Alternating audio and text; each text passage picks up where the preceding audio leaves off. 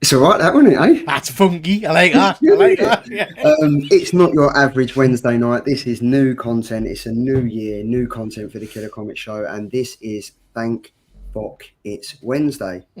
This was basically a brainchild that over Christmas I thought, yeah, this would be a good idea. So I sent the bat signal out to my two other co-hosts of the Killer Comic Show, Peter to the left of me, and Tom, the PT trainer, the big buff, Mr. Rig, and we thought, yeah, this would be a good idea. So obviously we've got the Killer Comic Show on a Thursday, which is always the same time, 9 o'clock, and then we've got the top 15 comic releases on a Monday at 12, which is pre-recorded. Then we've got Thank FOC It's Wednesday, which is the new 8 p.m. slot that we'll be taking up your YouTube streams with.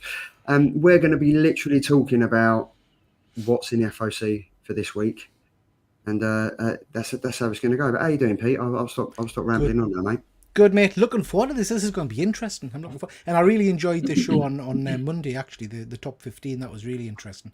Yeah, do you know what? Yeah. I think when I used to do it before, it was just me reeling off, having a coughing and losing my lungs and stuff like that. But it seems to be all right. I think now that it's kind of grown into, it's like taking on a new breed with the Killer Comic Show. So you're having your picks, I'm having mine, and Tom's having his.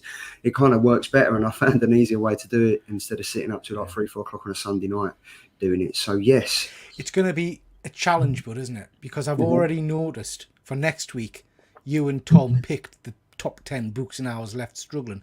So I sent my 5 to you, and then I think Tom sent his now for the week after that. Yeah. So. Yeah, but the thing is, I think because all of us like to be competitive, it's not a competition. We're just picking like our 5 favourite comics, and if we end up picking the same ones, then we just got to go for something else. But it seems to be getting good traction. People seem to be loving it and stuff like that. So hopefully this one will do the same thing. The whole premise of this show is basically we're kind of sponsored and we're in partnership with Slab Crusaders. We've got like the monthly box coming out, which Pete, you're doing over on your channel. We're releasing like our vote on tomorrow's show, and then what we're kind of looking to do from this is that every week on the Killer Comic Show we kind of go through our FOC picks, but we kind of want to elevate it a bit more and literally go through the Slab Crusaders website to send more business to James's way, and obviously just to see what everyone's favorite ideas are for the FOCs coming up, whether it's Marvel, Indie, DC, Boom Studios, and everything else. So basically what we're going to do for potentially an hour, sit down, go through the Slab Crusaders website, see what we've got coming up, and then maybe just touch on a bit of how you can kind of join Slab Crusaders, what you can kind of get from it, and the stacking process. Is it all good? Yeah, sounds good. So we might as well. I would say let's say hello to people in the chat. I don't think there's anyone in the chat, so good start. They'll jump on. They will jump on. I'm sure they'll jump on. I'm sure they'll jump on when no one's got nothing better. It's new. That's what it is. It's new. It's a new Wednesday night. So and don't try and type a comment in the chat just so I read it out, Pete. I'm all right. I'm posting on Instagram. Okay, right. Come to us. Here we go. So, as you noticed, Slab Crusaders, they've been around for a while now. Now, Pete, when did you first find out about Slab Crusaders? So, I don't know if I was aware of the name a little while ago or not, but it was through the Killer Comic Show, to be honest. When you guys started kind of working alongside them, and I started picking up some little bits and bobs from them. I think probably my first purchase was the interconnecting Alex Ross covers that you did a little while ago. Yes. So I picked them up and they are stunning. But it's a fantastic website. I bought a few of their bits and bobs since then. Yeah. So yeah, it's very, very cool. Yeah, I think I was first made aware of it from Andy, because Andy messaged and was like, look, have you seen like this new group, that this new company that's kind of jumped on board? It seems too good to be true. And me and Andy, being the type of person we are, we kind of delved into it, looked in it, and went through it with a fine tooth comb. And we was like, bloody hell, this is too good to be true. Yeah. How is it working and stuff? So we kind of just bought a few comics from it, a few raw comics, a few CGCs, and they came through flawlessly. From start to finish. The service was phenomenal.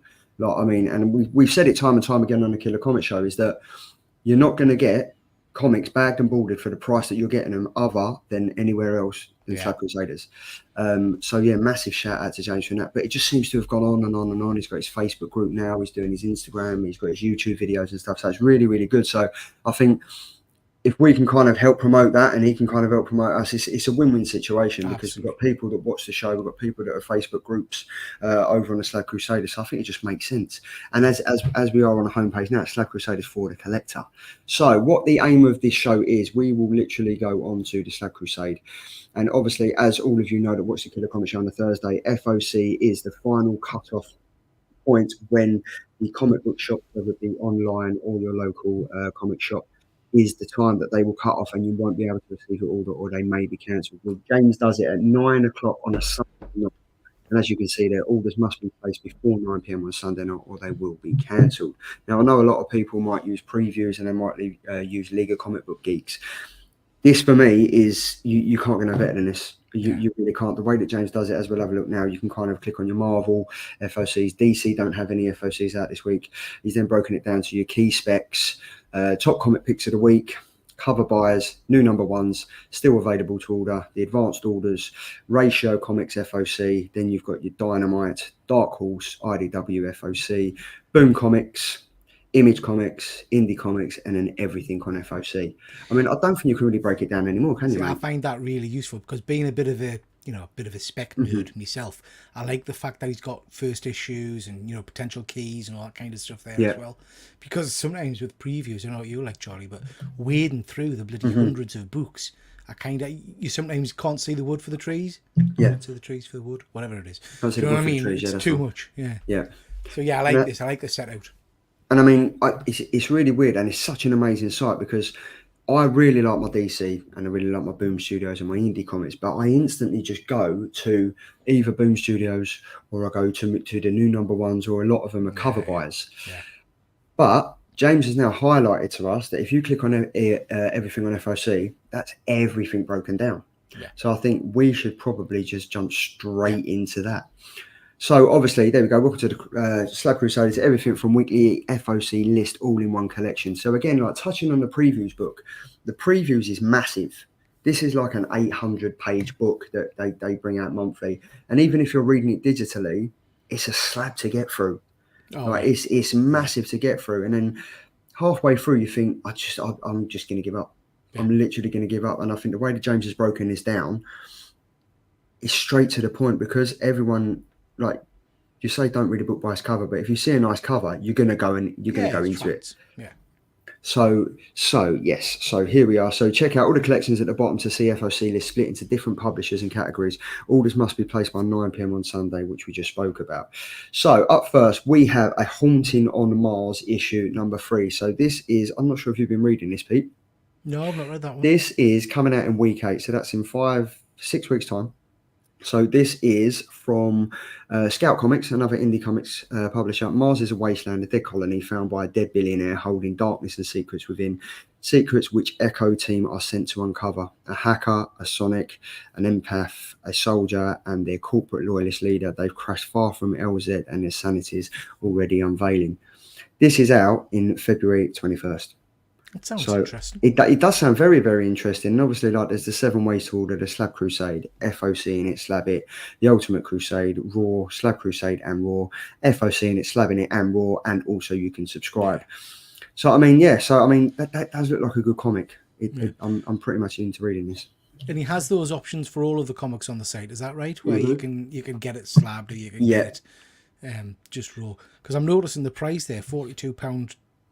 That must be for the slabbed version, yeah? Yeah, so £42 is for the slab version, the 9.8 or the money back guarantee. Yeah. Then if you do that, it will go down. Got you. The Ultimate Crusade is always going to be higher because you get to keep your money back. You get to keep your money and the slab if it comes under a 9.8. Oh, okay, right. And then obviously the Raw is £3.50 bag and boarded. Yeah. The Slab Crusade, £44. Yeah. FOC, and the Raw is subscribed. So there's various different ways to do it, which is why this is my shop of choice. This is my shop of choice, my go-to. Yeah.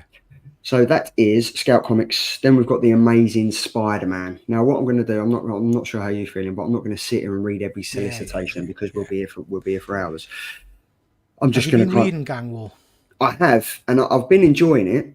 I have been enjoying it. I'm enjoying it there. Was it the Luke Cage was the one that recently came out? That was quite good. But I think I got a shock at how brutal it was. I mean, I think I can't Yeah. remember if it was me and you. I mean, Tom talking a while ago about them, taking the crowbar to Hammerhead's head. Yes. It was bloody brutal, but it's Yeah. not been too bad for a big crossover event. Yeah, and I think the only thing that's going to transpire from this is there going to be another is there going to be another crossover from the crossover? Yeah, yeah. You know what I mean? And I mean, let's be honest, these Spider-Man comics haven't been great. No. I mean, Who's the this is cover artist on that? Because it looks a bit like Bagley. the cover artist on this is Justin Mason, Oh, right. Okay. and this is the Thwip I variant. quite like that. It is quite good. It is quite good. I mean, but again, is this just going to be a cover buy? Is this just going to be a cover buy for the Spider-Man fans out there? Because as I mentioned, I don't think the story's been that great. No. So the Amazing Spider-Man issue number 43. Then we have, now I'm loving these. I am loving these what if covers. I've got quite a few of them. And what I've had to do is I've had to buy 3 of every cover. So, or 4 of every cover. So I have one and all my 3 boys have one. And I've done that for all the Disney 100 comics that have come out. But this is the Amazing Spider-Man 43, Lorenzo Pastrovicchio. I think I got that right. Pastrovicchio. Yeah, I'm just going to go with it. Yeah. Disney What If. So what is this? Is What If Mickey Mouse and Friends were the original X-Men. And I've not read any of these. So is that the actual comic? Is that what you get inside the comic? Yeah, it's not just a cover kind of. No. Okay. It is. These are the exact comic. I mean, it's pretty interesting, I guess. Yeah. X-Men versus Magneto, Earth's most powerful supervillain. I'm liking the look of it. I think I've bought one of these comics. Not this one. I bought one of these off Whatnot recently. I might have to give it a read. Yeah, I've got quite a few of them, and in some of them, I can't remember what one it is, but you got Daisy. I think she was either Cyclops or Wolverine, and she's got the claws coming out, but they were like forks and spoons and stuff like that. They're quite good. They're like you remember we were speaking on Thursday about Alan Quay when he kind of hides his stuff. These are pretty well done, and I think they're just in Disney 100 and stuff. Yeah. Some of these covers have gone quite pricey, haven't they? Some of the Disney covers recently. Yeah. Some of them have gone really, really pricey. So yeah, I think it's the Mickey Mouse Iron Man homage that's gone quite pricey. So that's Amazing Spider-Man 43, the Pastrovicchio Disney What If variant cover. Then we've got Spider-Man, the Amazing Spider-Man. This is the Gang War. So we just touched on this. I like this cover. I quite like this one. Yeah, it's pretty cool. I don't know if I'm just getting tired of what you call them, Romita's art style. Yeah. I don't know. But no, it's an interesting one. I've read the recent issue of Amazing Spider-Man and it wasn't bad. Actually, it was okay. So we got that one. Then we have, moving on, we've got Antarctica. Now, I'm not sure. Have you been reading this? I've read the first 2 or 3 issues, I think it was. I haven't read on it. It's a one that I'm probably going to read once it's completed, because it's quite complicated. What I felt for my little brain, it's quite complicated. So I think the time between issues isn't helping it for me. So I'm probably going to go back and read it in one go when it's all done and dusted. Yeah, I'm really liking it, and it's kind of different to what I've been reading. Obviously, it's Image Comics, but I mean, this comes out on February the 7th, so that is in 3 weeks. Antarctica issue number 6, cover A. And what have we got? Oh, so we've got cover A, and then we've also got cover B, which I quite like it. I mean, if you are reading it, you kind of understand how like the world's different and how she's kind of battling, trying to find her dad, and it's all interesting. But again, Image Comics for me are really, really. I'm not sure what that logo is. What's this Top Cow? Is it Top Cow? Is it not just Top Cow? This Top Cow up here. What's Top Cow was part? It was Top Cow was part of the original Image. Was it Mark Silvestri, I think he's called. Okay. And then I think they branched off a while back to have their own kind of label, a bit like what's the Robert Kirkman one? It's still Image, but it's Skybound. Oh, it's Skybound. So Top Cow is just another branch of Image. Oh, cool. That one. Then we've got, what have we got here? We've got Assassin's Apprentice issue number 2. Not sure what this is about. Never heard of that one. No. So what does it say about this? It says tensions run high in the kingdom as King Shrewd fails to aid the villagers suffering from the red ship sickness. Peace summer afternoons with Molly and Fitz only respite from the ever-growing fear. Can Fitz and Chade help the forged? Will a determined stranger ruin or save them? That comes out on February the 14th, and I think it's safe to say I won't be picking that up. Yeah, that's. I mean, even the cover's not one that jumps out for me. If you know what I mean, No, it's a bit not my cup of tea. I'm it's afraid. kind of like very Huckleberry Finn-ish, Yeah, and see, Peter Pan, I don't and know why I always think like Prides and Prejudice or whatever you call it. I was yes, thinking, yeah, or the Crown. yeah, The no, Crown. not be buying that one. The Not for Crown. me. But anyway, Yeah, there's going to be someone out there that wants it, and that's the Assassin's Apprentice issue number 2. Now, on the page of Assassin's Creed Shinobi Uncivilized yeah. War cover A. Pete, I'm That not sure looks. if you're a gamer. Well, you are now because you've got a PlayStation I've got 5. a So I don't want to. PlayStation. I Yeah. don't want to hear you saying you're not a gamer anymore. This is Assassin's Creed. Sean Connery wrote it, didn't he? Assassin's Creed. Yeah, Assassin's Assassin's Creed. Creed. Visionaries. Nice English, Money Penny. This this looks good. Like this. What's the premise of this? I mean, I'm into Right. Assassin's Creed. I'm sure I played the original back in the day. Yes. You Yeah. know, but I haven't read it for a while. Yeah. Played it for a while. So what is this one? We're back in a brand new edition of Assassin's Creed Visionaries, where top industry talents bring you new original visions that expand the vast universe of Assassin's Creed. In our first tale, Shinobi writer Bray Dornbach and artist Ryan Benjamin bring us the shogunate age of Fendel, Japan. The target is a rival clan member, and the kill has to be perfect. Failure means certain death and instant dishonor. That's right up my alley. Yeah, This looks awesome. interesting. Look at the artwork on this as I well. like the art. Yeah, This looks wicked. Massive. This is a massive cover A. This looks wicked. Yeah, I'm definitely down for that. And that comes out on February the 14th. Who's that by?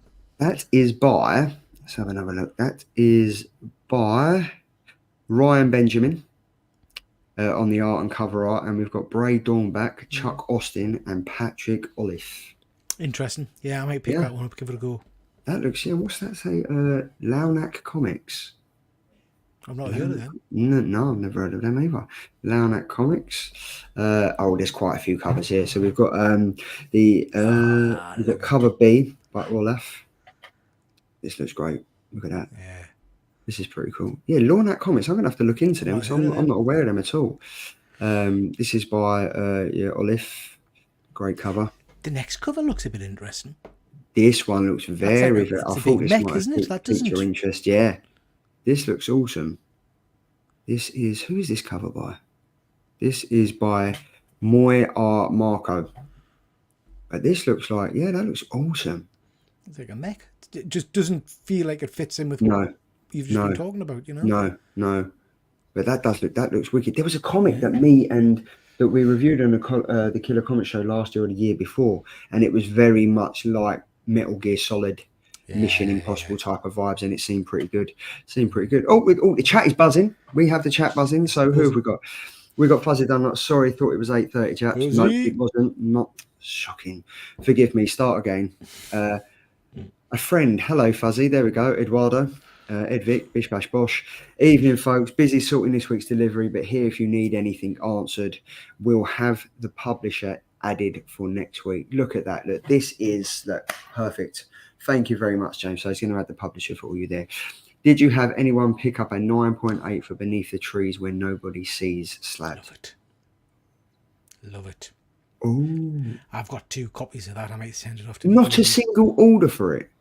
No way. But it literally went Beneath the Trees. Yes. There you go. Do you know what I mean? But nobody was aware of the book or really excited about the book or anything until it hit. No. You know? Yeah, I mean, I think that was a slow burner. That was a very, very much slow burner, I think. I can't believe there wasn't a single order for it, though, James. Like, that's pretty shocking. Like, I know, but without the buzz, let's be honest, it's a hard comic to sell, the cover and stuff, because you don't want to spoil what the twist and stuff is. That's true, I wouldn't have naturally picked it up looking at the Sylvanian family's teddy bears and stuff yeah. You know? And I wouldn't have known about it unless you'd mentioned it to me on a text. I wouldn't have known it. He would have said, so, yeah, do you know what I mean? Hey, Simon. Very well. Hope you're doing, mate. Good. I can't be doing Facebook. Okay. Don't do Facebook then. Stay over here and we'll tell you everything we find over on Facebook. Stay with us. Yeah. So what have we got there? So we got the Assassin's Creed Visionaries. We've got like the mech type of vision going on there. Then we've got this one. This is like the Robin. This is the very much Assassin's Creed. Who's the artist on this? This is Patrick Boutin Gagné. There's some wicked covers out for this. I can't believe I haven't heard of Lunac Comics. I don't know if are they related to like the gaming, like don't know. the Assassin's Creed gaming or anything like that. Let me know in the chat if anybody's picked up any books. But it's Lunac, isn't it? Lunac Yes. Comics. Because I've literally never heard of them. I don't think I've ever bought anything from them. No, I've never heard of them either. We've got Mummy Lee TV. Good evening. Thank you very much for joining. And what else is Fuzzy saying? By the time everyone heard, it was already a £40 book. Yeah, see, beneath the trees. That's it. Thank you very much for watching. Welcome. So, what have we got next? So we've Beware of Planet of the Apes. I'm excited for this. This looks cool. Yeah. So, what have you? Do you know much about this, Pete? So not about this series. So I've read the last series, which was directly before this, which was kind of set during the Planet of the Apes movies franchise, which was really, really good. So this, I think, is in line with the new movie that's coming out. Okay. So I've not read it. I don't think issue 1's hit yet. Correct us if I'm wrong in the chat, but I don't think I've seen issue 1 yet. But I'm a sucker for Planet of the Apes. I like a good Planet of the Apes story. Yeah. Yeah, see, if issue number 1 hasn't hit, then I mean I haven't seen it, and it's by Marvel. Unless I've missed it, and it's by Marvel. Has it? Did it? I think no. Do you know what it did? It came out before Christmas because Scotty Young did a variant cover for it. Ah, right. Fuzzy's just saying his has arrived today, so it must just be out. Yeah, Scotty Young did a variant cover for it. Hey up, Ducks. Morning, evening, Dan. Yeah, Scotty Young did a cover for it, and I think they're on the edge of a cliff. And I think it's just quite wide. But yes, it is. And this obviously comes out in February the 14th. And the artist for this is Javier Garon. I mean, I don't know why, but when I first saw that, probably it's my old eyes, I thought he was fighting Wonder Woman for some reason. I don't know why. Yeah, it does look like Wonder Woman. Yeah. Yeah. Oh, or Cheetah. Yeah. Yeah. Not final artwork though, so it'd be interesting to see if that actually changes. But that is the Garon variant. Then we've got this is the proper old. Look at that. This is the old school one. This is by. That's my childhood right there, man. Watching Planet of the Apes on a Friday night. Yeah, that's lush. I love it. Was that after or before Quantum Leap? Because I used to love Quantum Leap. Don't Sam never made it home, you know. Oh no. On that final episode. It's distressing. On that final. And do you remember Mork and Mindy as well? Yeah, loved Mork and Mindy. Robin Just Williams. love that. Nanu. I didn't watch any of the remake of Quantum Leap. I don't know if that was any good. No, I didn't like that. Yeah. I didn't like that. I like the original one. It's just sit down with my old man and watch it. But yeah, Planet of the Apes on the side. It's wicked. This is by Torin Clark. This is look how simple this is. Yeah. It's such a simple. And do you know what I really like about it is that the two people the two characters are in the forefront, and then you've got the blurred like the rope and stuff. It just looks wicked. But this is written by Mark Gunningham, art by Alvaro Lopez, and the cover art is by Torin Clark, and that obviously comes out on the 14th of Feb. So that is that. And then we got Black Hammer The End. You've been reading this? No, I've not. So I've not read any Black Hammer, but I've picked up maybe it's last Christmas 2 hardback volumes to read, but I've just not got around to it yet. I've heard nothing but good stuff about it. So yeah, I'm looking forward to delving into the Black Hammer universe. Cool. James, if you're still here, Ed's got a question for you. What's the most ordered book you have each week? That's going to be interesting. I'd also like to know if it was Marvel, DC. What's the publisher? It'd be an X-Men. Bet it's an X-Men book. Please, come on. Dog shit. No, absolute dog shit. There we go. But this is Black Hammer End. Nice. Issue number 6. Cover A. This is by this is Malachi Ward and written by Jeff Lemire. So this is Black Hammer, Dark Horse Comics issue number 6, and we've got the issue number 6, and we've got the variant cover there. Cover B, which is by Tyler Crook. This is quite a good cover. I like that. But we've always said Jeff Lemire. Nate Pecos, he's the one that does the colours, or he used to do the colours on I Hate Fairyland. Yeah. So but I mean, it's Jeff Lemire. Like, my head's too small. But I've heard that Black Hammer's very good. So really, yeah. So that's why I got the 2 volumes to give it a go. Be interested if anybody in the chat's read it, because I've been told it's a really good universe. But I have to say, Jeff Lemire, mixed for me. There we go. Actually, not sure. Most popular each week always tends to be cover buys. I'll be honest, unless it's on my pull list, I'm going for the cover buys. Because again, and I think, James, that's testament to you, how you've set up the site, because as soon as you go onto it, all the covers are there. Yeah. like the Marvel covers, and you pick the best covers for it, like each publication. But yeah, most popular series I'd say is the tie between Star Wars and Harley Really? books. See, no, not X-Men, mate, See, not that which X-Men. that interests us because as much as I am a Star Wars fan, I've tried reading the Star Wars books and I just can't get into it. You know. There we go. Is Can't that get into it. Charlie? Is that Andy and Charlie Ryan 50 each? Yeah. FOC.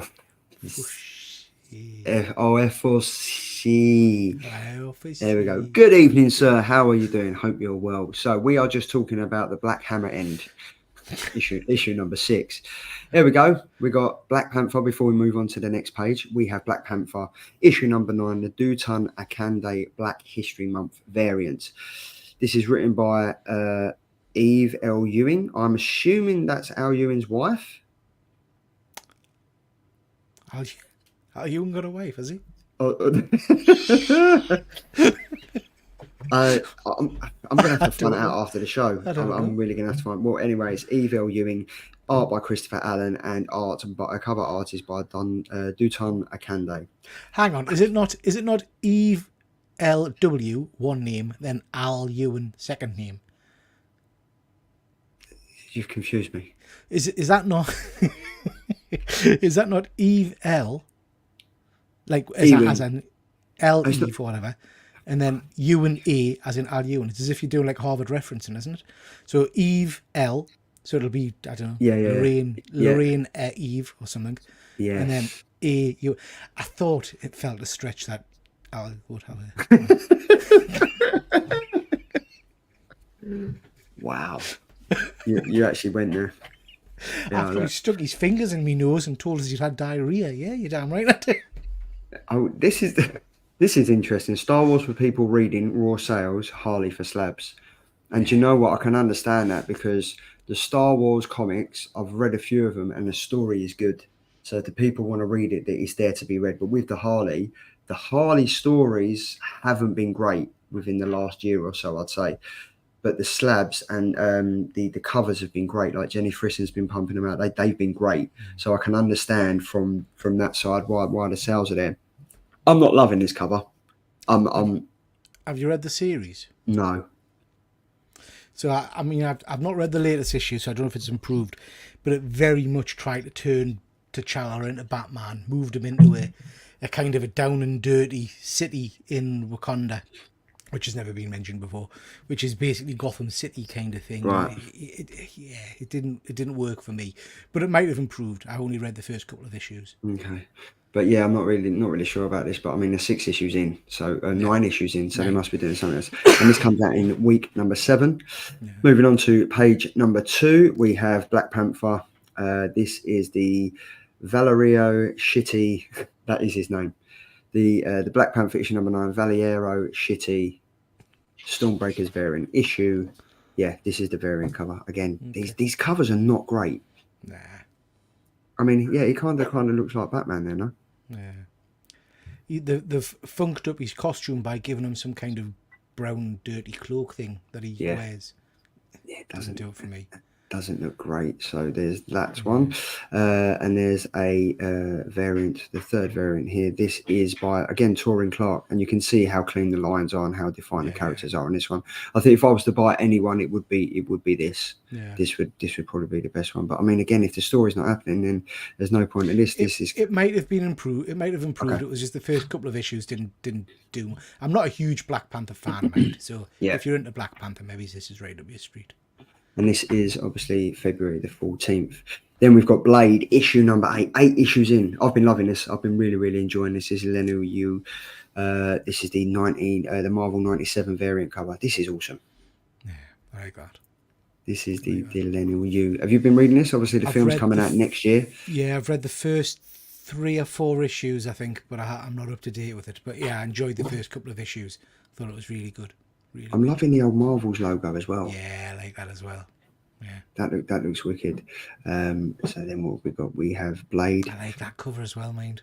It's good, isn't it? This show's going to cost you a fortune, Pete. Yeah, I know. I'm liking this. Is the variant cover by Elena Casagrande. This looks good. I'm just trying to work out who they are. Are they all the people that he's killed before? I assume. Don't know. Don't recognise any.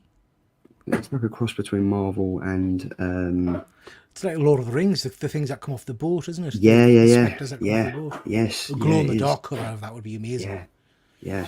What's this perpetual? A Slab Crusade Casey and Triple G exclusive cover coming 2024 late AAA. Oh, great shout. Who gets to keep the original art though? Have to wait and find out if it happens. Right, what else we got? We got Bloodrick issue number 3. Been reading this, Pete? No, I'm not heard of this one. Bloodrick issue number 3 from Image Comics. This is Tom on the front, is it? That is Tom. Yes, Yeah. that is Tom. He bench pressed 4 buses and tore his shoulder. So this is a mini-series finale. The story of Bloodrick reaches its bloody conclusion. He has been dragged his wounded body across the wasteland and to top off a mountain in search of food. What he finds instead will lead him into a brutal confrontation. Does Bloodrick have the strength to make it out alive? And will he be on the show on Thursday? Expected release date for this is the 7th of Feb. Now, I don't know if I'd be into reading this. It seems... I mean, I like my Lord of the Rings. I like my Game of Thrones and stuff like that. So I'm not sure if I'd like to be reading it. But obviously, he knows we're talking about him. Hey, it's swinging into Salo. And if you're not subscribed to the boys, make sure you have some awesome content coming. Hope everyone is well. Not quite mint, my favourite killer. Is there a ban button? There must be a ban button. There we go. Eve Ewing and Christopher Allen on Black Panther. There we go. It is Eve Ewing. There we go. Knew it was. But yeah, this is what I love about this show, right? Because this is FOC. I would not have known about this if I hadn't have seen this. And now I kind of want to get into it and read it because it does look like something that's right up my alley.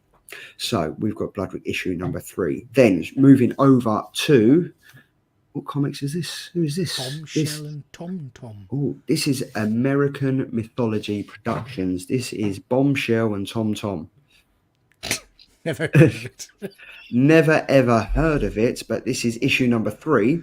So, I mean, there's 3 issues to it, so they must be doing something right. This is written by Mark Spariascio and art by Mark Spariascio. Are 2 Todsbots, Nazi death machine robots, better than one Tom? We'll find out in this action-packed installment of Bombshell. Tom, MI5 agent Wilkinson and a squad of MI5 agents take on the Nazi spy ring leader Klaus Van Badder, his henchmen and 2 Toadbots. Wow. Klaus Van Badder. I like it. This seems like a cross between Indiana Jones, Top Gun, Iron Giant, Mission Impossible. Why am I not reading this? Meanwhile, 2 top archaeologists of the SS Anaheim division, Franz Altheim and Erika Taubman, at an ancient temple in Baalbek, Lebanon, are about to uncover something rather unearthly. I don't know if I want to get into this now. This is annoying because it's just the name. What's his name? Klaus Van Badder. I think he could be on the Killer Shummet show now. The Killer Shummet show. No, the Killer Shummet show. This isn't jumping out at me. The art style's not my cup of tea, I have to say. She looks a bit like that lady from what's that? Sex in the City? Is that who it's going to be? What's her name? Carrie. Sarah Parker. Sarah Jessica Parker. There we go. Sarah Jessica Parker. Bombshell and Tom, directed right here, issue number 3. Then we've got the cover B, which is by Boone Cure. That's more. That's much more appealing. This is by Ryan Boone Cure. This is quite a good one. It reminds me of the Iron Giant. I'm getting Iron Giant vibes massively. So that comes out on the 7th of Feb, I'm going to say. Yeah, there we go for week number 6. And then we've got the cover C, which is Design Art FOC, and the art for that is by Mark Spariascio as well. I'm not sure about this. It'd be interesting to see. I don't know. I've never heard of American Mythology Productions as well. So it'd be interesting to see what that is. But obviously, if you do want to pick it up, and this is what you're into, this is coming out on February the 7th. So why not pick it up? Then we've got the Kalex Battle of Universe City, issue number 1, cover A by Granda. We have, I don't think there's any other covers for that. No, this is written by Matteo Pizziolo, and the cover is by Cover Granda. What is this? This is Kalex Battle of Universal City. What if California refused to be ruled? It's total war on the streets of Los Angeles as Zora leads the Mulholland resistance to seize freedom or die trying. Interesting. What have we got now? Now, Pete, I think this is a bit of me and you, mate. Yeah, I'm liking the look of this. Cemetery Kids Don't Die, issue number 1. This looks very, very interesting. This is from another quality indie publisher. This is Omnipress. This is cover A, which is by Daniel Izziari. Experience the exhilarating, terrifying adventure from critically acclaimed writer Zach Thompson, Hunt for the Skinwalker, The Dregs, which were 2 awesome comics. And blockbuster artist Daniel Izziari, Zeno Judge Dredd. The 21st century sucks hard, but it's made somewhat tolerable by the latest and greatest media innovations. Enter the Dreamwave, the first gaming console played entirely while you sleep. I'm in. Done. The obsession of millions around the globe. It also one point of solace for our 4 friends known as the Cemetery Kids, who spend their nights roaming the endless maps of the most brutal horror games ever created as they seek to dethrone the King of Sleep, the Dreamwave's biggest, baddest, and most mysterious boss. I mean, 100%. That sounds very good. Is that Thelma? Yeah, it looks a bit like it, doesn't it? It does, doesn't it? I'm definitely in for this, and I will be putting in my order of this. This is for week number 6, February 7th. So make sure if you are watching, all orders for this current FOC are to be done by 9 p.m. this Sunday. I'm liking that central cover there. That one looks very good. That looks wicked, doesn't it? This is by cover B. This is by Dustin Weaver. This has got some great stuff here. Oh, look, it's like a liquor.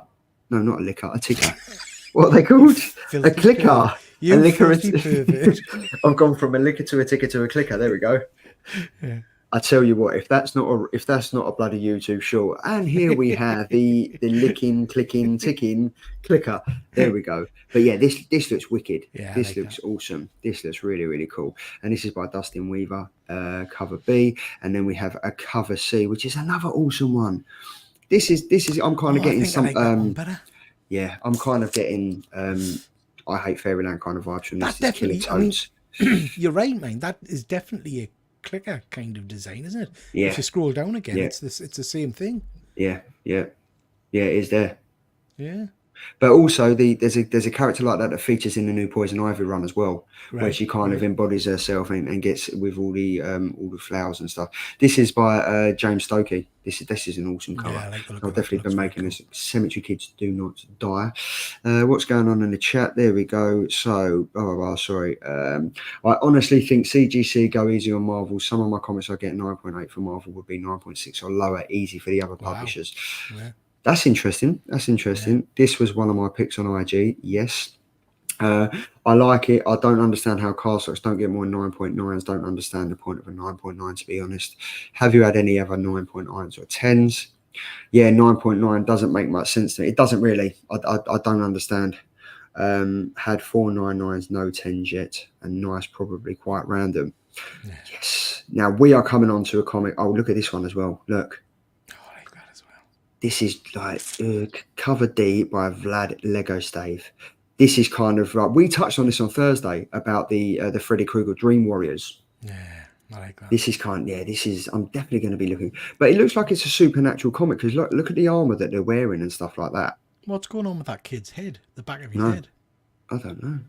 Oh yeah, Jesus, good spot, Pete. Good spot, and his fingernails. Jesus.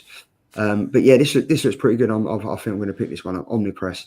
Now, I've been shouting about this. Crave issue number 3. So this is written and the art is by Maria Lovelet. This comic for me is awesome, and it kind of tells a story of, I think someone has set up an app on the phone and you can kind of follow what the app says. There's a program on Netflix called Red Rose. Yeah. And have you watched it? I've seen bits of it. Yeah. And so basically the app tells you what to do, and it tells you the things to do. If you kind of, it's basically telling you how a game to play. If you do this, you're going to get that. If you do that, you're going to get that. Crave is 3 issues in. Issue number 1 was great. Issue number 2 that came out yesterday has been great. But the synopsis of it is kind of like, to Albert's surprise, Sophia finds a way to get out of the elevator, fulfilling his request to Crave.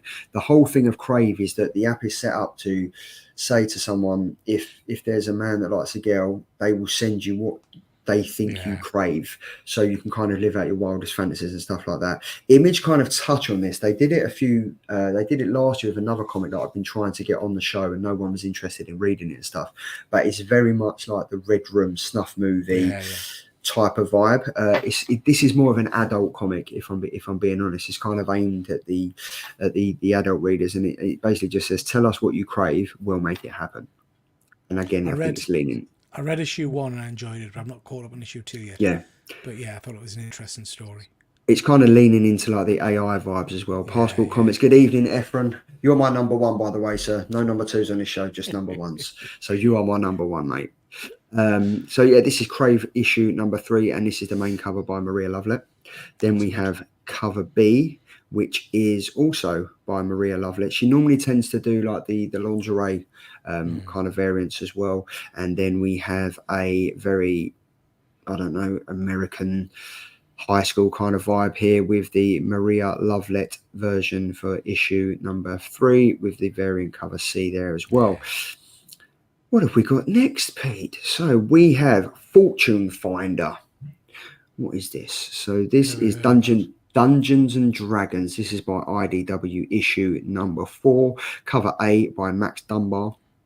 Dungeons and Dragons. Used to play it when I was a kid. Not really playing it much now. Used to be good though. This is, again, I'm not really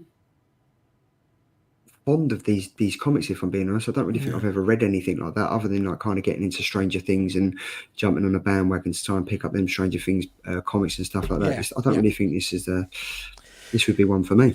No, this isn't one for me, I have to be honest. I did quite like, I don't know if it'll be coming up later on, but I think, was it Dynamite? Did the kind of the cartoon version of Dungeons and Dragons, which I quite liked. Yeah. I am interested in this Black Armor, mate. Daredevil Black Armor. Yes. So we've got D&D Fortune Finder cover B by Jarrow, and obviously this comes out week number 8. So I assume this will be the 14th of February, or 21st of February. There we go, 21st of February. So you can pick that up there. Covered by Joe Jarrow. Now, Daredevil Black Armor. We have 2 covers for this one. Up first is cover. This is the cover B. I want to say, is this cover B or cover A? But obviously, it's by the friend of the Killer Comic Show, the one and only. My favourite is Mr. Dan Panosian. This is awesome. He does do a good Daredevil, I tell you. And I really, really like this. Have you been reading this? I haven't, no. But I lived the black costume kind of days when it first came out. And I quite liked it. And this has appealed to us because it's basically, what I understand, is a more gritty version of Daredevil. So so I am going to go back and pick this one up and read it, probably when it's finished its first arc. I don't know if it's a long term or if it's a mini series, to be honest.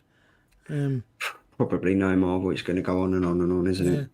So we've got 2 covers there, and then we've got the cover, which is by Mark Bagley.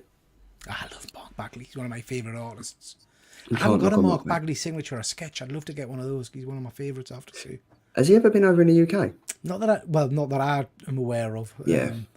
But yeah, he's tremendous. Yeah.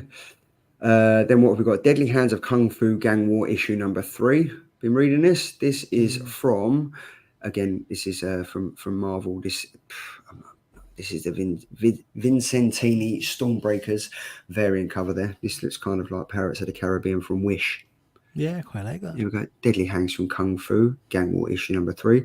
Deadly Hangs from Kung Fu issue number 3. This is the cover by David Archer. That's quite nice. I quite like that, actually. Yeah. That's like a movie poster. Yeah, I was going to say. Poster. Yeah, it must be a homage as well. Yeah. To like an old Bruce Lee film, I assume. Yeah. And then we've got, moving over to Mad Cave Comics now, we have Dear Editor issue number 2. This is by Sam Cavell. Stop the presses with Bucky in a bad position. Dan, his sub-editor, picks up the story threads as he tries to discover the true rot deep within its sheltered cove. What the pair find is beyond politics and money. The trouble brewing is centuries old, horrific, and very thirsty for blood. Dear Editor is perfect for fans of Black Sad and Crisp and Chinatown. Interesting. I think, Andy mentioned this one on Instagram. This is one that I hadn't realised has been in issue 1 already. So I'll have to go back and pick this up because it sounds interesting to me. Have you been watching Echo yet? No, that's what I'm doing tonight when we're finished. Okay. So I'm not watching. I'm not looking at the chat because I've just seen something I didn't want to see. But that's what happens. So yes, we've got Dear Editor issue number 1. Moving over to Dynamite, as you was literally just speaking about it. Disney Villains Cruella de Vil issue number 3. Cover A is by the very talented Sweeney Boo. She does some really, really good covers, and as you'll see here, Cruella de Vil. I think this is one of the longest ones the Disney villains has been running. I know there was a Hades one. I think it went up to issue number 2. I read the Scar one. Was that by Dynamite or Marvel? I can't remember. Yes, yeah. Yeah, I quite enjoyed that. That was quite interesting. And the art style on that was really nice. I like that. Yeah. So we've got 4 covers for that. We've got cover A, we've got cover B, which is by Sway. We have cover C, which is by Lusky, and we have cover D, which is the action figure cover. This is awesome. This looks great. Yeah. That looks Horace Baden, the Baden brothers. Yeah, that looks wicked. Yeah, I quite like that one. I'd love this to be raised though. Yeah, embossed. Like if it was embossed. Off. Yeah. I mean, but this comes out February 7th, so not too far to wait for that. Then we have I've not seen this one.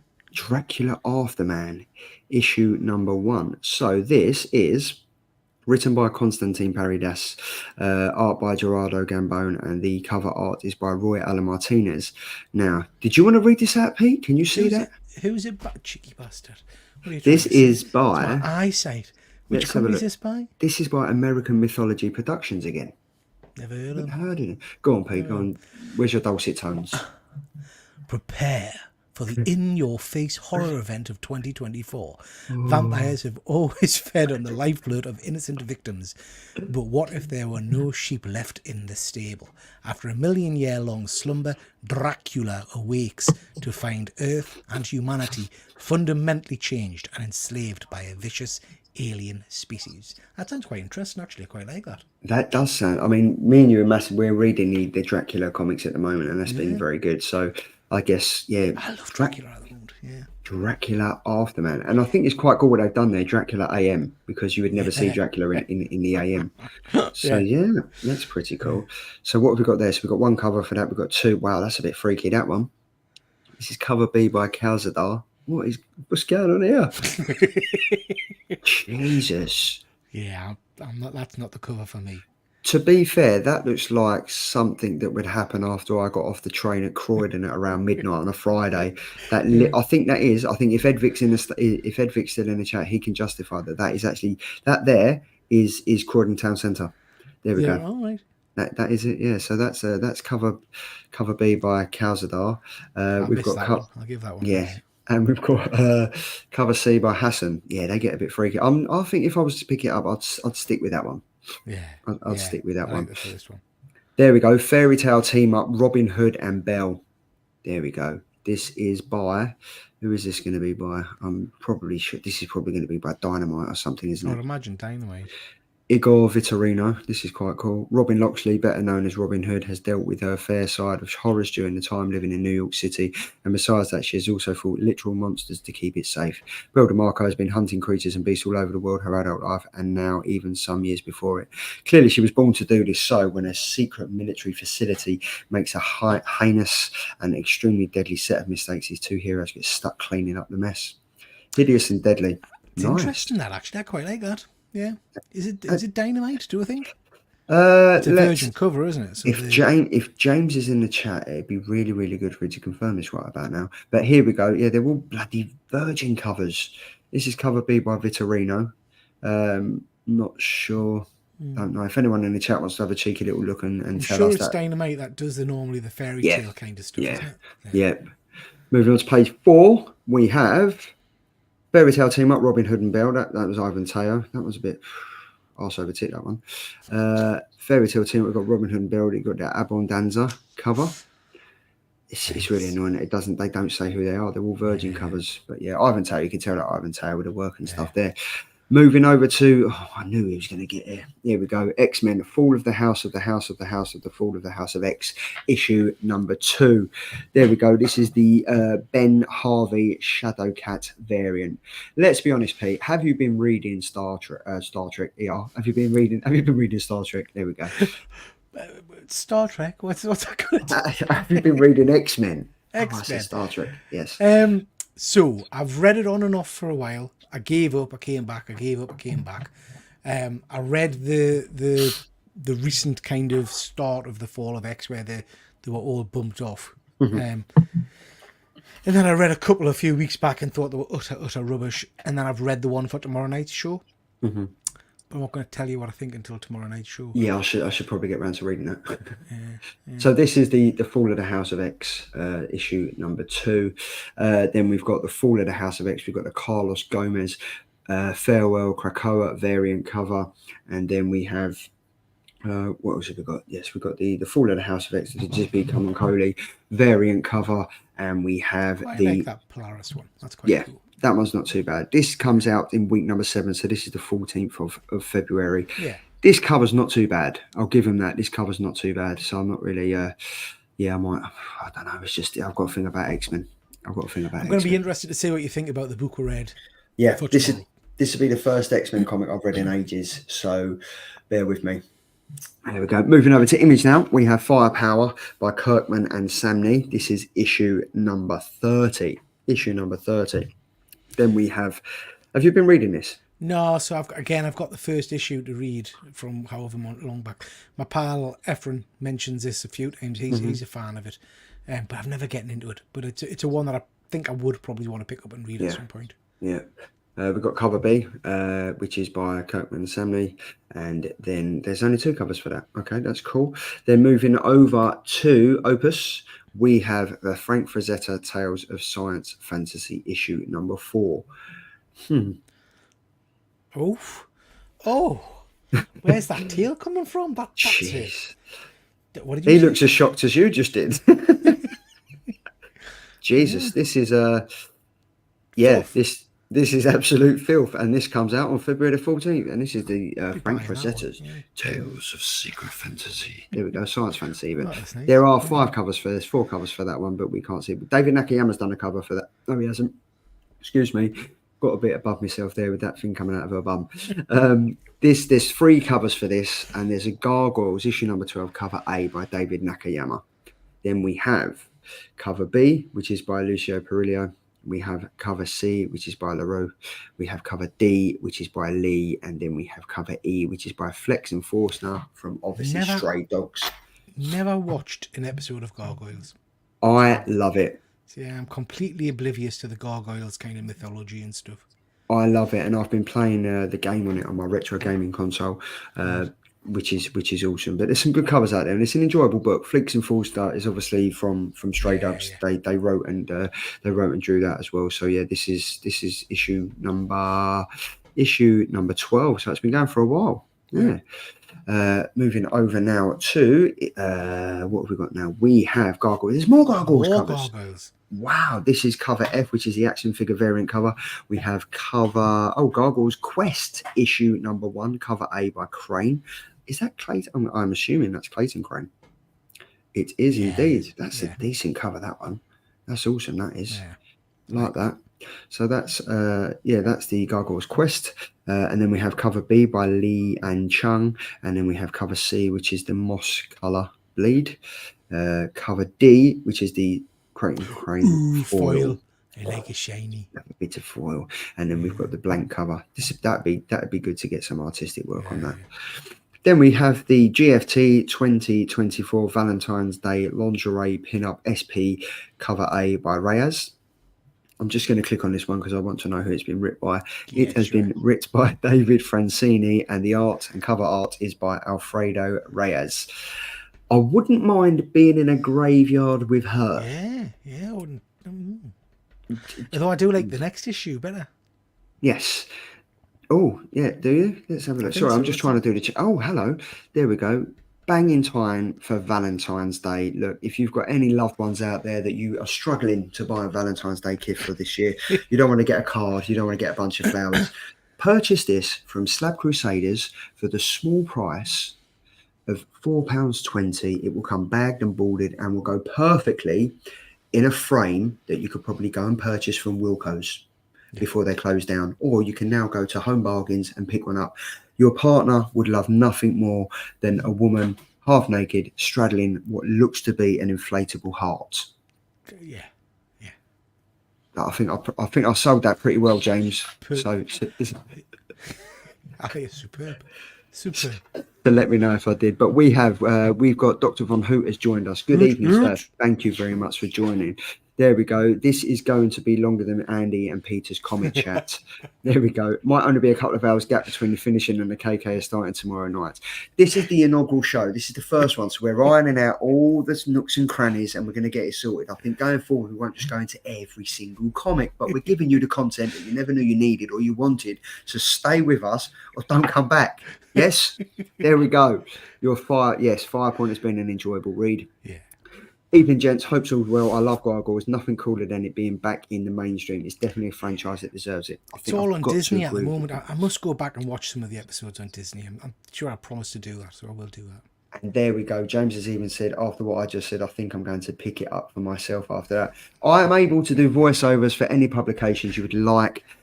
So just let me know, and I will even add in a tiny little bit of a Cockney twang just to make sure you sell it. So there we go. This is the GFT 2024 Valentine's Day lingerie pin-up SP cover by Vittorino. Buy it. You don't need it, but you want it. There we go. And then there's more. There's more. See, I can tell you now, if this goes on long, you boys aren't going to bother because this is the cardigrade variant cover. I think I'm gonna. I don't even need to sell this to myself. I think it's healthy. Yeah, she's very healthy. Very, very healthy. Yep. She's got a good set of lungs in her there. And then this one is the cover D by Poulat. Yep. Her buttocks are bigger than her head. Yes, the cover art is by Cedric Poulat, which isn't too bad. So yeah, she's smearing her hearts there. That's it. So we've got 5 covers for that. Look absolutely awesome. Moving over to Ghost Program issue number 2 now, cover A by Carreno. This is another one by Opus Comics. This comes out on the 14th of February. Then we have cover B. No. Should we see what it's about? It is about, in a future governed by technocracy, Cal Cayley has privatised the production, training and distribution of genetically manipulated politicians. Enzo, a design candidate, uncovers a shocking truth: an oversupply of politicians that must be terminated. Not for me. But if it is for you, it is released on the 14th of February. Then we've got cover B for that, and we also have a cover C. Moving over to, didn't realise that was still going. No, moving over to Boom Shoulders now. It is Ghost Law. We've got cover A by Murakami. So I've been reading that. That's not a bad little story, actually. What's it about, Pete? So it's trying to think back. The first few issues, basically, the main character is a preacher, and he's involved in a car accident with his kids and his wife dies, I think. But then he realises that him and I think his daughter as well can see the dead, and the dead, because they can see them, like to come and tell them the stories. And then you realise that there's kind of evil spirits inhabiting things, and it's a bit like a ghost tale kind of stuff. But it's been quite interesting so far. I've quite enjoyed it. I do like that cover B. That cover B by Morazzo looks great. Yeah. But yeah, I mean, Boom Studios, they've been pretty quiet, and this is written by Cullen Bunn. Yeah.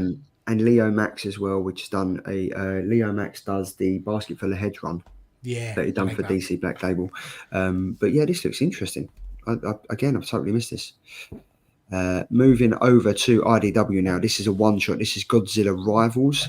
This is Godzilla Rivals Mothra vs. Mogera, issue number 1.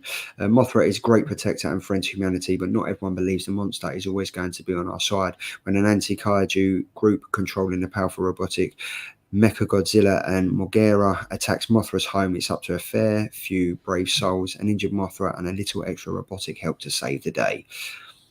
Will I give that a read? As it's a one-shot, I probably will, but I don't think I'll go out of my way to read it or to get it. The art doesn't jump out at his mind for Mothra, No, that's the only thing. But I do like me Godzilla, so I will give it probably a read. Give it a quick read. What do we have now? We have, and then there's some more covers. We've got Godzilla. 540 there, cover B. We have Grim Fairy Tales 81. Before. Who does that? Is that? I think that might be it. Yeah, Grim Fairy Tales.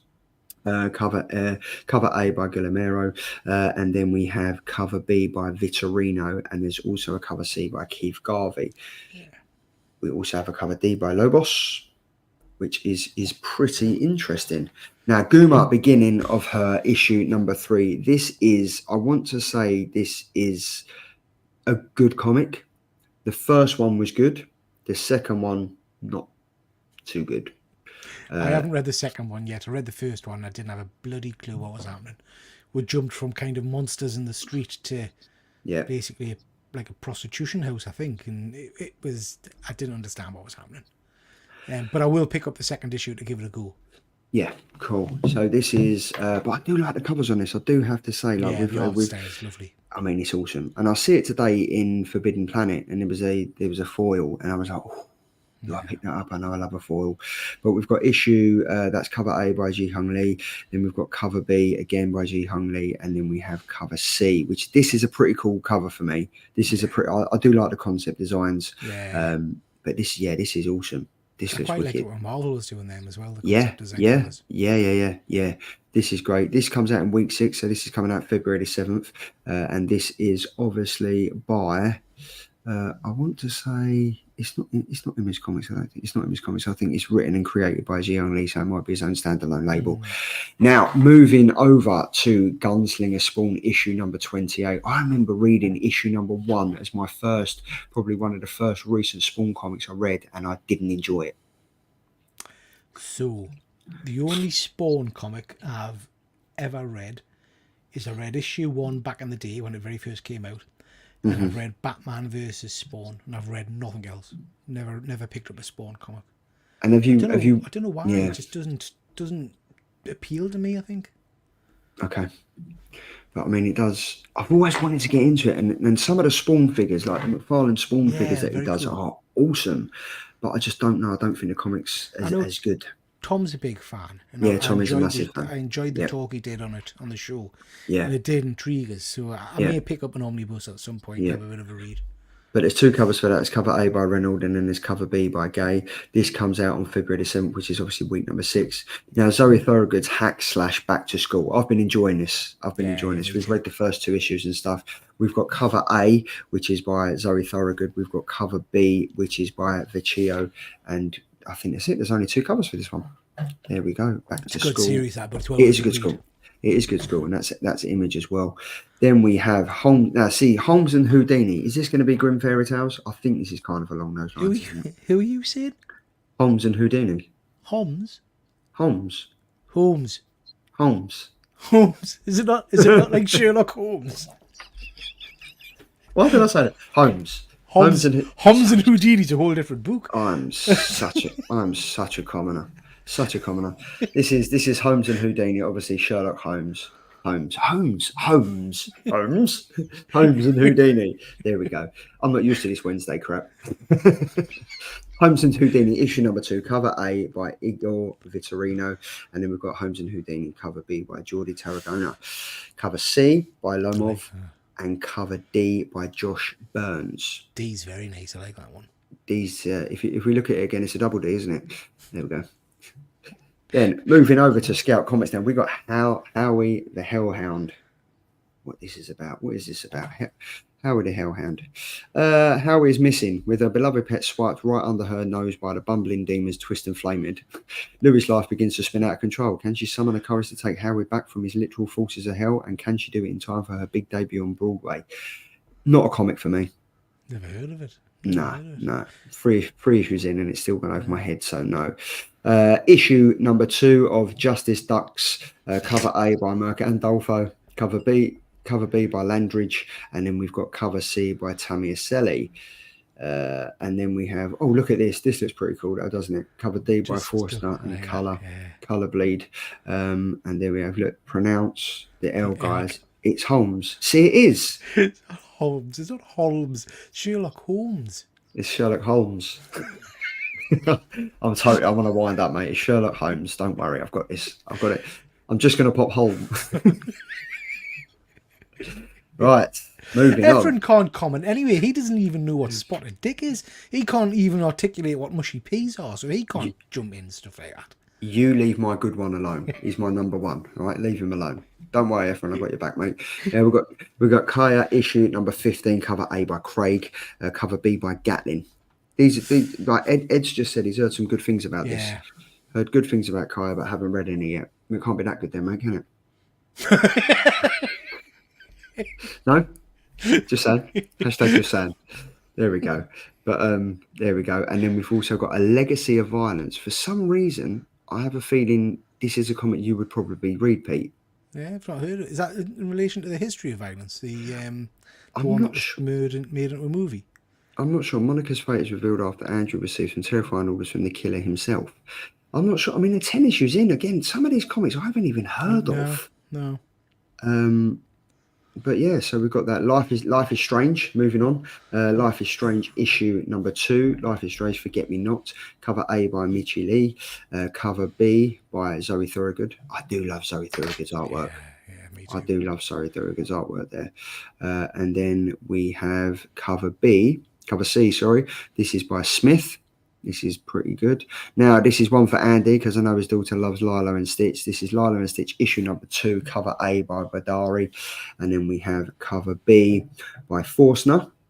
Pretty Nice awesome. Yeah. We've got cover C by Galmon. And then we have cover D, which is the Ruscio Colour Bleed. This is out on week number 6. So that is February the 7th. Moving over now from Love Everlasting. I'm not sure who this is from, but the cover looks great. We have, what have we got now? Brian Michael Bendis. Good writer of yours? Do you like his stuff? I jump in and out. Sometimes I really like his stuff, but then sometimes he just doesn't do it for us. But that's like all writers, isn't it? I think he has more hits than misses, I think. Mm-hmm. So this is Masterpiece, issue number 3, cover A by Malieve, cover B by Scroach, and that's it. That's it. There's only 2 covers there. Do you know what? I quite like that cover. Yeah, it's interesting, isn't it? It is interesting. Right, it's Unicorn Power. There we go. Unicorn Power. From the creators of Scarlet comes the original of the new Criminals Criminal. There we go. But this is Masterpiece issue number 3, sorry. Moving over to Boom Studios now, we've got Mighty Morphin Power Rangers The Return, issue number 1. Cover A by Mont. Cover B, which is the variant cover. Let's find out who that was. The cover art on that is. That is Dan Mora. Ordered all of the Stitch covers to be delivered directly to my home. Make sure you're in because the postman don't like delivering to homes when there's no one in. No one can sign for it. He's a fucker, isn't he? Yeah, you got to love him. So I've never read a Power Ranger comic. No. I think I was too old for Power Rangers when it first kind of came out. So I missed the boat on Power Rangers, I think. There was one time when me, GP Venom, and Tom decided to do a Power Rangers show. It was amazing. We did one episode. Was that good, was it? One episode. The way this is going, it's going to be like this. No, it's the first show. You got to ease yourself in it, you know. So moving over to Miles now. This is Miles Morales Spider-Man issue number 16. This is the Clark Black History Month variant cover. We also have we've got the Nick Klein Stormbreakers variant cover there. This is all very that's like Charles Dickens-esque, isn't it? That is freaky. Yeah, I like how the shadow is like a spider, like a big black widow. Yeah. And then we have Miles Morales Spider-Man issue number 16, and we've got the gang. I guess this is the main cover. This must be the main cover here. So yeah, Spider-Man. Do you think? Well, I'm going to just do a little segue. Do you think that there's too many Spider-Man comics out at the moment? Yeah, absolutely. But that's exactly the same with X-Men, with Superman, with all the big number books, even Batman to an extent. You need to just focus in on quality, not quantity. You know, there's too much. Yeah, that's it. We have Monster Tag Team. Monster Tag Team again. American. What is this? American Mythology Productions. I've never heard of these people. No, they look awesome. The Bogeyman versus the Scarecrow. That sounds cool. Jesus, that sounds awesome. This is obviously out in week 6, so this comes out on February 7th. This is issue, it doesn't even say, so I don't know if it's a one. The first rule of Monster Tag Team is always expect the unexpected. An unstoppable killing machine plucked straight from the deepest childhood nightmares, fueled by pain and malice. Yes, please. Good. Yeah, I'm in on that. So we've got there's a fair few covers here. So we've got cover A, which is by Vokes. We have cover B, which is by Martinez, which looks awesome. Here we go. Look at that. I like that. I like the next one because it's a Moon Knight homage, isn't it? Yes, and then we have cover C, which that's a homage to Moon Knight. This is a homage to Moon Knight, and it's done by Ken Heiser and Buzz Hudson. This looks great. Cool. Yeah, that's awesome. I definitely think I might be picking it. What else have we got? Then we have, moving over to Marvel now. Look at that. We've got the Marvel Superhero Secret Wars, issue number 2, the facsimile edition. Nice. And we I like have it. the, I guess, what's the difference here? Facsimile edition. No, they both seem to be the same. There we go. I wonder if one's a foil, maybe. Maybe. We've got Nadia and then can't read that. Nadia and the Nomobots. Cover A, which is by Tumburus. This comes out. What's this about? In the Saliso City, emotions are literally sold in the streets. There we go. Sounds pretty good. That one. That's by Opus Comics. I'm seeing a lot of comics that I haven't really heard of before. Yeah, So never it's heard of. A lot American of companies mythology. I've never heard of. Yeah, you know? yeah, the American mythology, and then it's Opus as well. What have we got? So we got there's 3 covers for that. Cover B by Daniel and cover C, which is to be decided. Negaduck. There we go. Negaduck. There we go. Cover A by Lee. Have you been reading this? Nah, I know you're a Darkwing Duck fan. I read the first issue of Darkwing Duck, and it was canny. It was nice and nostalgic. But it's not a book I would go back and like buy regularly, you know. I'm But it's a assuming nice book, I think. we're going to have some various covers for this. There we go. So we've got cover B, which is by Moss, cover C, which is by Forstner, cover D, which is by Cagliosi, and then we've got cover E, which is the action figure variant. Excited about this one, mind. Back over to Marvel now. So Night Thrasher issue number 1. This is the Davigo Black History Month variant cover. We've got the Hildbrand Night Thrashers Marvel. Yeah. MPP. That was an absolute mouthful that you picked up last time for the variant cover. And then we've got the Lucio Vecchio Marvel 97 variant cover. The Mark Bagley homage one that must be a Daredevil homage, no? Yeah, that's got to be awesome. That looks quite good. And then we also have there's loads of covers. We've got the Tradmore variant cover. That's friggin' awful, mate. What's going on with the legs on that? That's horrendous. He's had some kind of accident. Absolutely horrendous. Yeah, that's horrendous. And then we've got this one, which is the main cover, which is quite good. No One, issue number 8 of 10. This is still going on. I kind of dropped the ball on this one. It just dropped off. This was meant to be the new superhero called No One, and it kind of went nowhere. So this is cover A by Borges. Is that the same as that film then? Because there was a film No One, wasn't there? Which was a bit like a John Wick kind of film. It was really good. Yes. I'm not actually sure. It's the comic's nowhere near as good as that film. Oh, right. So we've got cover B by Greco, and then we have cover C, which is the Englert MV cover. That cover looks quite good. I wouldn't mind that cover. What the shit is nouns? Hold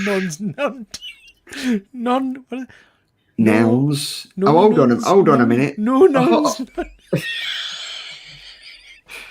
Ladies and gentlemen, Peter's having a stroke. Noun town.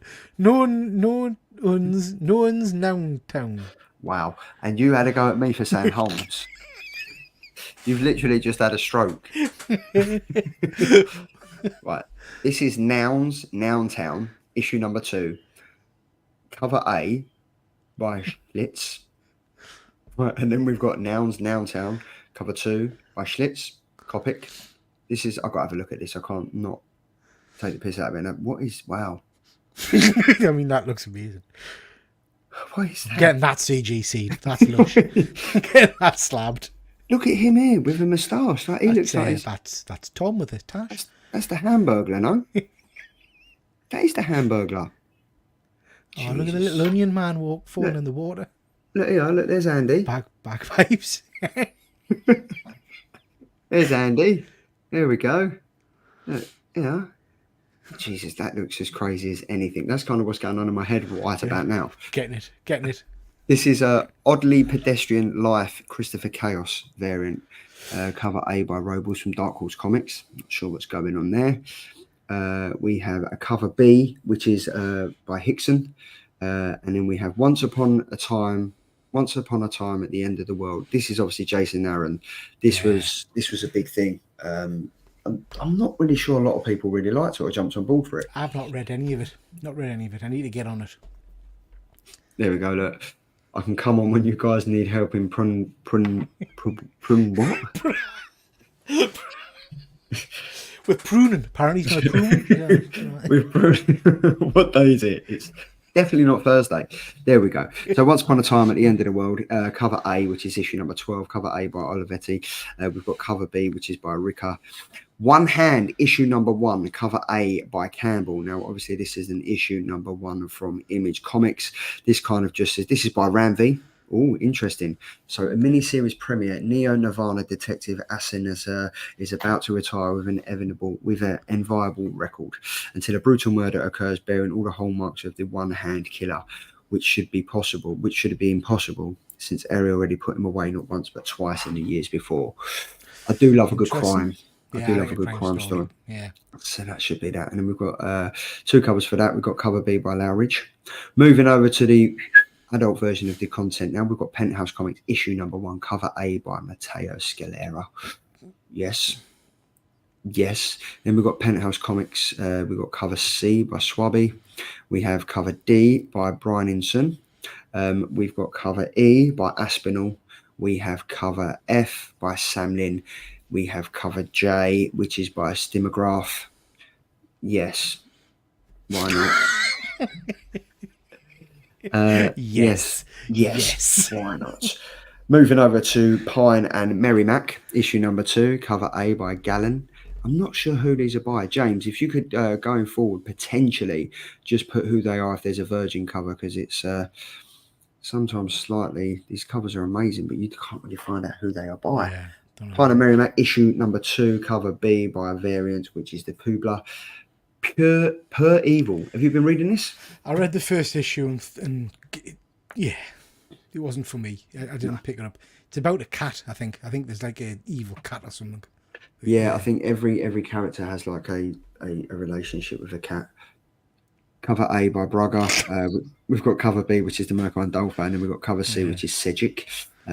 So yeah, we've got that. And then we've got cover D, which is Lavina.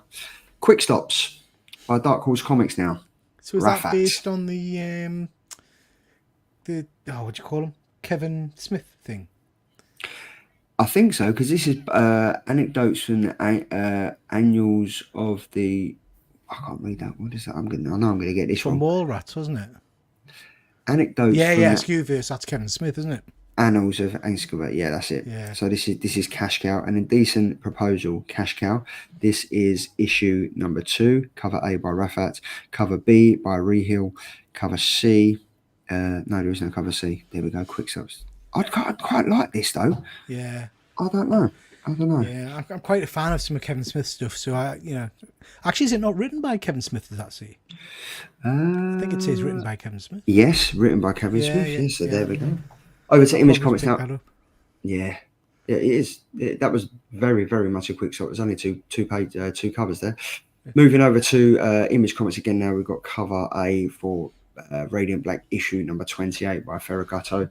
We've got cover B, which is the Walking Dead 20th anniversary Simeone variant. We have the 28.5 cover A Ferragatio variant, and then we have a Walking Dead cover B 20th anniversary as well. Now here we go. Rebel Moon Houseblood Axe issue number 2 by the one and only Daniel Warren Johnson. If I'm going to pick this up, it's literally just going to be for a cover buy. Yeah, that's same for me. Absolutely. That is, look at that, sensational, absolutely awesome. So we've got Rebel. Isn't he? He's awesome. So we've got Rebel Moon, that's cover A. We've got cover B by Tomaselli. We have cover C, which is by Milongianis, and we have cover D by Caffro, and then we have the cover black and white Virgin variant from Daniel Warren Johnson. That is awesome. How much is that raw? Look, that is $2.95. Yeah, I like that. That is awesome. That is awesome. I would go add to the cart, but I'm going to do that afterwards so I don't throw the show off. Rogue Sun, issue number 18 from Image Comics. Have you been reading this? No, I haven't. Sorry, I got excited looking at that Roman ritual. That looks interesting. Oh, we'll move straight onto that because that reminds me of The Nun. Yeah. This is issue number 1. This is from Scout Comics. This introduces Scout Europe. Okay, cool. Mm. This is a key speculation book because this is introducing Scout Europe, the new subby print focusing on European creators and formatting. Interesting. Oh, cool. Interesting. And what is this one about? So, this is a murder of a cardinal is shaking the Vatican, but the murder is so cruel and vicious that it goes far beyond any crime or conspiracy that has ever been taken in place in the Vatican, and that is saying something. This is right up my street. Yeah, I like to look at this. 100%. This is written by El Torres, and the art and cover art is by Jamie Martinez, and this is out on week number 8, which is the 21st of February. Look at that one, Pete. Yeah, I like that. Cover B by Roman Rituals there, and then we have cover C, which is by Jamie Martinez. This is also another comic. Yeah. Awesome. Not long to go now, guys. Only another 5 pages. We'll be all right. Don't worry, we'll be all right. Yeah, look, Perpetual, my mate did that. There we go. And thank you very much, James. Publisher will be in the description next week. Thank you very much, sir. Right, so we have Witches Sabbath one-shot, cover A by San Julian. We have Saucer Country, the final one-shot. Not heard of that either. Image, no. Savage Red Sonja. This is obviously, I've seen this cover floating around time and time again because it's done by the one and only Dan Promotion. He released it a couple of weeks ago on his Instagram and then followed up on his Facebook. And this for me would be a pure cover buy. Again, I haven't read the story, but I'm very, very much interested in the artwork. It's very cool, isn't it? And I mean, for £2.95 bagged and boarded, you can't go wrong. This comes out February 7th. Red Sonja, Frank Cho, amazing cover there. Cool. Who else have we got? We've got a Marini cover, and then we have a cosplay cover as well. Now, if this is, there's no way that someone's drawn that. Absolutely no way. There we go. Very lifelike. It's good. Very lifelike. It's just the chin's a bit too short on that one. Yeah. Here we go. The space in between issue number 4, Boom Studios, cover A by Luckert. We've got cover B, which is Pulp variant cover. Spider-Gwen Smash, issue number 3. Jan Bald. See what I mean? Look, Spider-Man, Spider-Gwen, Spider-Boy. There's so many of them. Too many, isn't there? Spider-Gwen Smash, the Jan Balzadilla Stormbreakers variant cover. We've got the Lucas Vernick Stormbreakers variant cover, and then we have the main cover, which is by none other than David Nakayama. I like the David Nakayama covers. Yeah, me too. Yeah. I've got to say, I think it's because they're kind of like the Disney kind of vibes. Like him, John Boy Mayers, and J. Scott Campbell. Obviously, J. Scott Campbell's what set the bar, and they've all kind of followed this similar like Disney kind of princesses vibes with the face and stuff like that. So yeah, that looks quite cool. Like well, why not?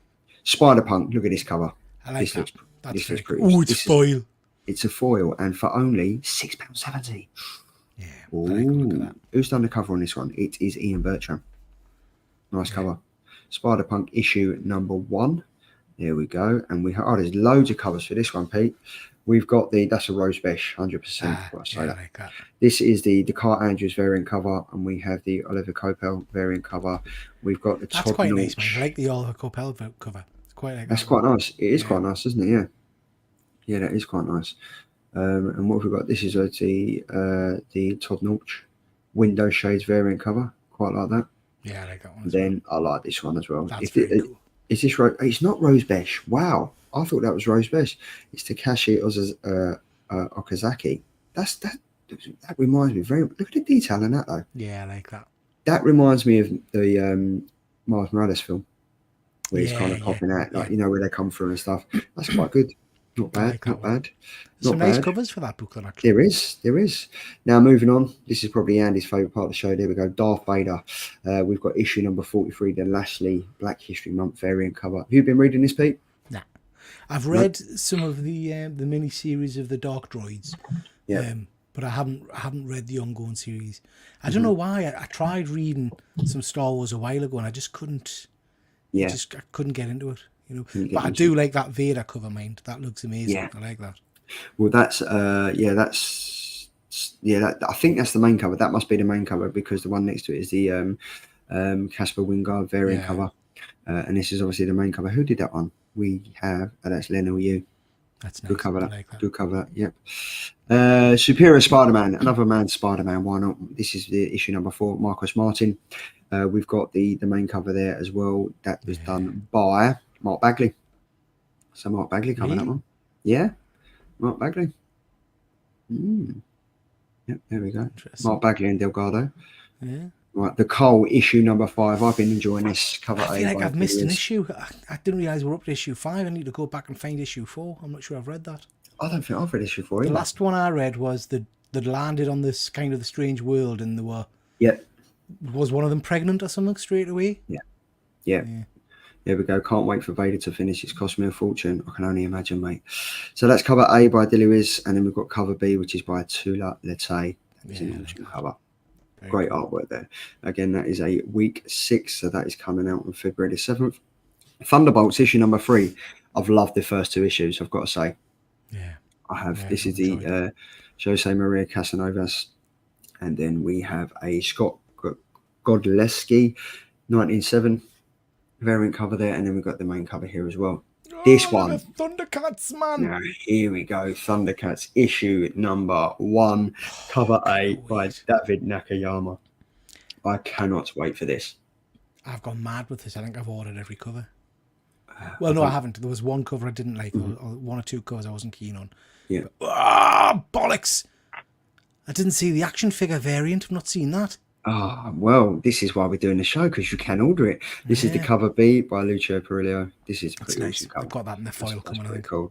This is, we've got the Declan Shalvey cover. We have the Lian Chung variant cover. We've got the Ivan Teo variant cover there, and then this one, Pete. Look at this, the action cover I'm one. gonna have to order that. Look at that. That looks awesome, doesn't it? That looks great. I'll have to get that. That looks awesome. But is there any more covers for that? There is. There's loads. Yeah, there's loads. Yeah, we've got the foil variant cover here for $12.99. We have the foil variant there for $12.99. We've got the logo, $12.99 foil cover. We've got the blank authentics. Would be great for some cons coming up. I've heard that's been flying out as well. 3 or 4 of those, I think. Yeah. But yeah, very much looking forward to that. Reliving our childhood again, aren't we, sir? Absolutely. Yeah, love it. Looking much forward to that. And there we go. What is it? There we go. Thundercats versus Thunderbolts. Who wins? Thundercats. all day long. Traveling to Mars issue number 10, cover A by May. This is from Ablaze Comics, set in the world of comics alike, shall we say. We've got cover B by Romina Morinelli, and then we've got cover C, which is by Fernando Perietti. They're just throwing names at me now. And then we have cover D by McKee, which is a homage. You and I, issue number 1 from AWA. Never heard of this one, so I wouldn't mind reading this one, because Andy's mentioned this one again on Instagram, but it's a one that I've never heard. AWA I think do some amazing books. Yes. So, yeah. And this is the next chapter in the saga of the Resistance universe, focusing on an unlikely love story. There we go. This comes out by, and I'll never get his name right, Stransky, who did Babylon 5.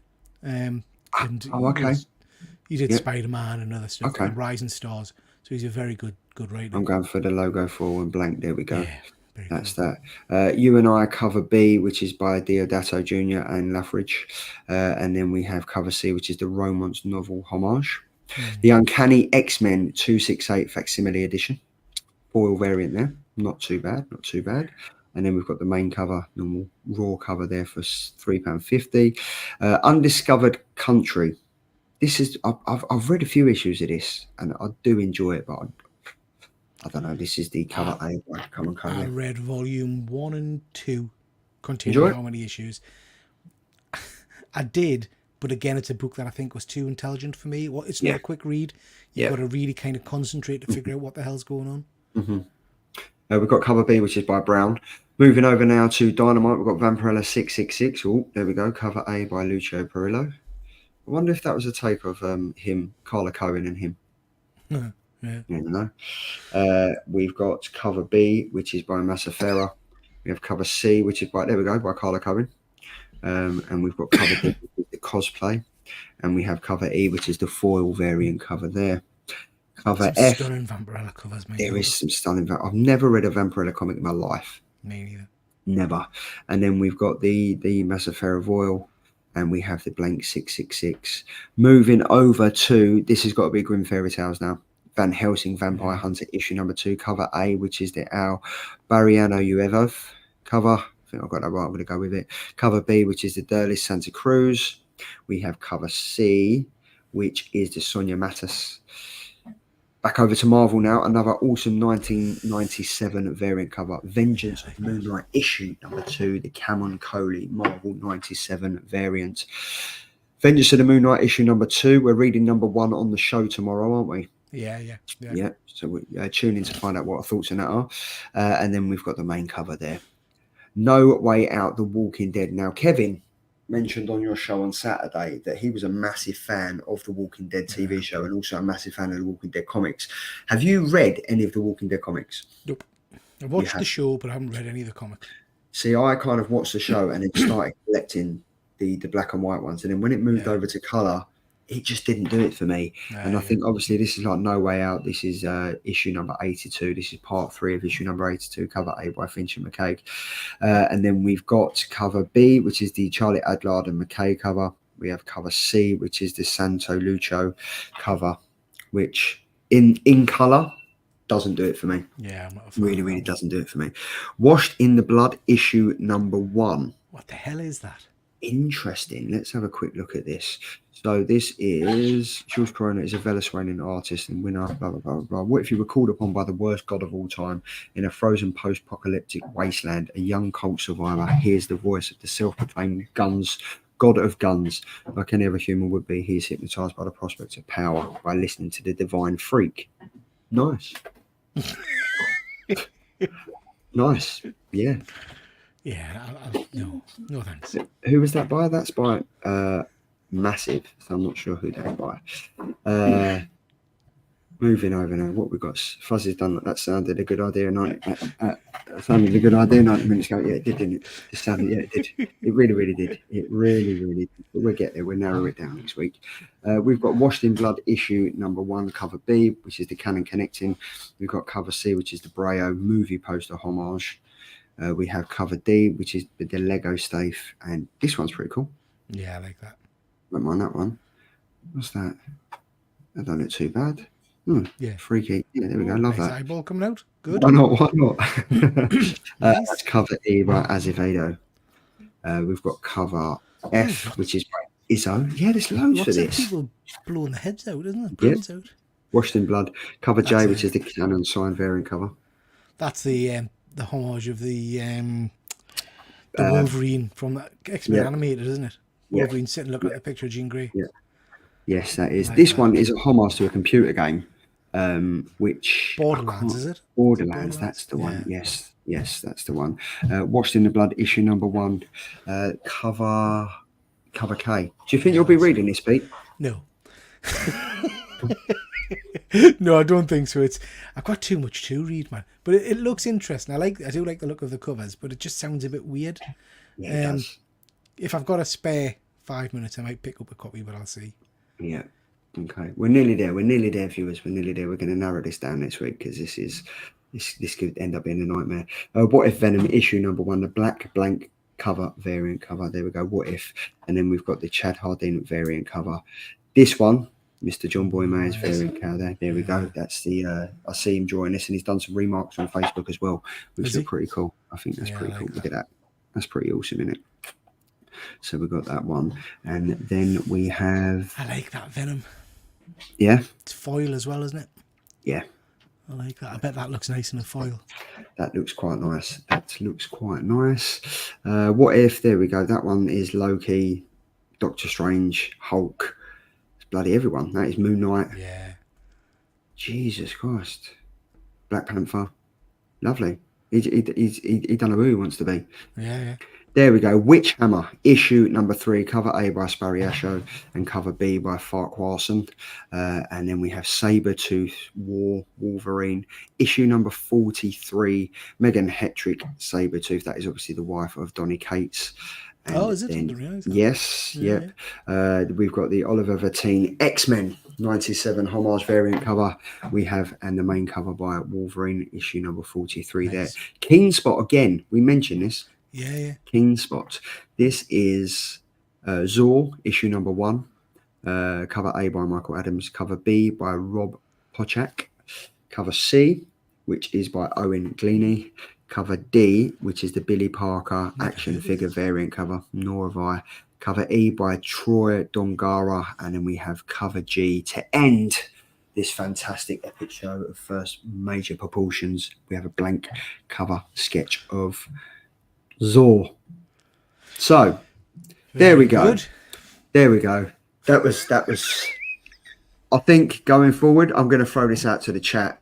This is the first show of many, and it's kind of, we need to kind of think of ways to do it. The Killer Comic Show it didn't become the monster that it is without like in some trials and tribulations and stuff like that. So I think if people in the chat, if you just want to drop a message of how you think we can improve the show, it's basically, we're doing this for you guys to help you guys out so you can kind of don't miss your comics and stuff like that. So always open to suggestions, whether they're good, they're bad, it doesn't really matter. It all helps. So, but yeah, I think it was enjoyable. I think we just kind of need to narrow it down, if I'm being honest, which might be interesting. I mean, we'll talk off the line and, like you say, get some people to send some suggestions in.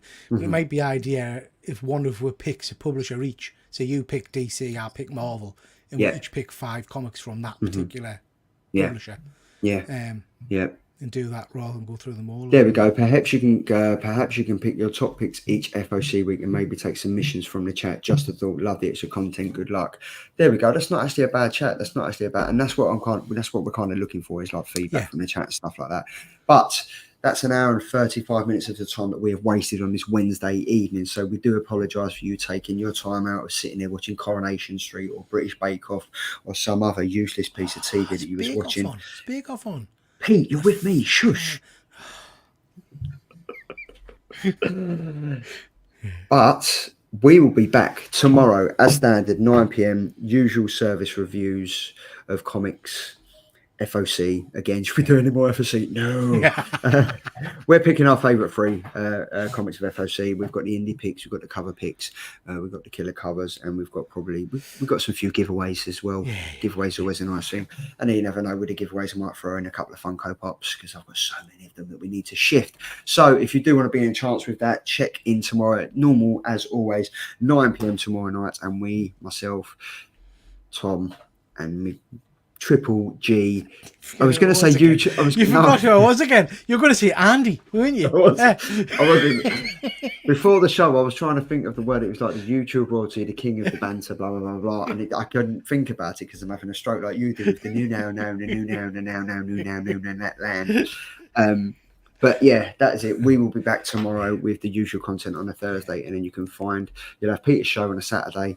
And then you'll have me again, giving our 3 picks, our 15 picks for the comics on a Monday, and then we'll be back here again. If anyone wants to join us, let us know. Some of you might not give a fuck, but you might show up. There we go. And we've got one more comic to close out the show. Maybe focus on Marvel, DC, Image, Boom, top indie publications.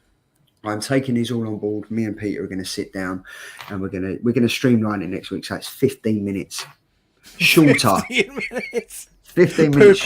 Per comic.